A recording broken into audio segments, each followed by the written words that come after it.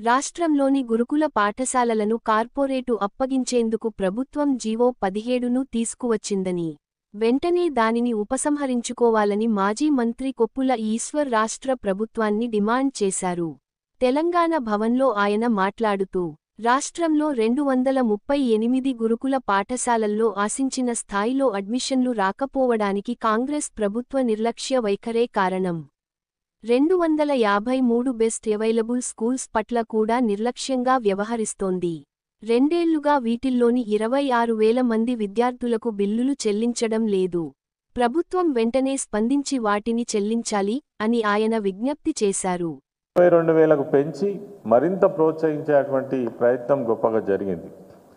తర్వాత దీనికి బడ్జెట్స్ కూడా ఎక్కడ లోటు లేకుండా ప్రతి సంవత్సరం ప్రభుత్వంలో బడ్జెట్ 100 కోట్ల రూపాయల నిధులు వెచ్చించి మరి 80 కోట్ల రూపాయలేమో రెసిడెన్షియల్ స్కూల్లో చదివే పిల్లలకు, 20 కోట్ల రూపాయలేమో డే స్కాలర్గా చదివేటువంటి పిల్లలకు ఎప్పటికప్పుడు ఏ రకమైనటువంటి ఇబ్బంది లేకుండా మరి ఆ యాజమాన్యాలకు బిల్లులు కట్టించడం వల్ల వాళ్ళు రెసిడెన్షియల్ స్కూల్లో పిల్లలకు మంచి అన్ని వసతులు ఇచ్చి విద్య అందించేటువంటి అవకాశం ఉండే.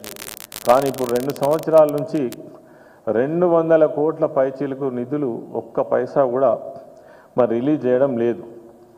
మరి పాఠశాల చదువుతున్నటువంటి పిల్లల పరిస్థితి ఎలా? చాలా దారుణం. మీ పుస్తకాలు మీరే కొనుకొచ్చుకోండి, మీ బట్టలు మీరే తెచ్చుకోండి, మళ్ళీ ఒకవేళ ప్రభుత్వం కనుక డబ్బులు ఇస్తే మీకు ఇస్తాం అని కొన్ని పాఠశాలలు అయితే దాదాపు విద్యార్థులను బయటికి పంపించేసారు. దీనివల్ల ఏం జరుగుతుందనంటే ఏదైతే ఎస్సీ ఎస్టీ విద్యార్థులు గొప్పగా చదువుకొని సమాజంలో గౌరవంగా ఉండాలి, సమాజంలో అందరితో సమానంగా వాళ్ళు కూడా ఎదగాలనే ఉద్దేశం ఏదైతే ఉందో మరి పూర్తిగా దెబ్బతింటుంది. ఈ ప్రభుత్వంకు కనీసం దీనిపైన దృష్టి లేదు. మరి ఇప్పటికైనా బిల్లులు చెల్లించి ఈ వ్యవస్థను కాపాడరా లేదంటే ప్రభుత్వమే దీన్ని హ్యాండ్ ఓవర్ చేసుకొని ఈ బెస్ట్ అవైలబుల్ స్కూల్ నిర్వహణ చేస్తుందా? ఒకరు కాదు, ఇద్దరు కాదు, 26,000 మంది విద్యార్థుల యొక్క భవిష్యత్తు ఇది ఈరోజు ప్రశ్నార్థకంగా మారింది, చాలా దారుణంగా మారింది. తక్షణమే దీనిపైన ప్రభుత్వం దృష్టి సాధించి మరి వీళ్ళ బిల్లులు రిలీజ్ చేసి ఆ పిల్లలకు రక్షణ కల్పించి వాళ్ళ భవిష్యత్తును కాపాడాలని కోరుతా ఉన్నాం. అదేవిధంగా గురుకుల పాఠశాలల పరిస్థితి చూసినట్టయితే చాలా దారుణంగా ఉంది. ఇలా ఎస్సీ గురుకులాలలో దారుణంగా అడ్మిషన్స్ పడిపోయినాయి. ప్రభుత్వం వదికు చెప్తున్నది మొత్తం సీట్లన్నీ నింపినాం, చాలా బాగున్నదని.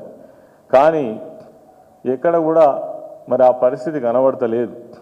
వీళ్ళది ప్రభుత్వం కానీ ఈ శాఖలో పనిచేస్తున్నటువంటి ఉన్నతాధికారులు తీసుకున్నటువంటి అనాలోచిత నిర్ణయాల వల్ల మరి ఈరోజు గురుకుల పాఠశాలలు కావచ్చు, సిఈఓలు కావచ్చు, నిర్వీర్యమయ్యేటువంటి పరిస్థితి కనబడుతూ ఉంది.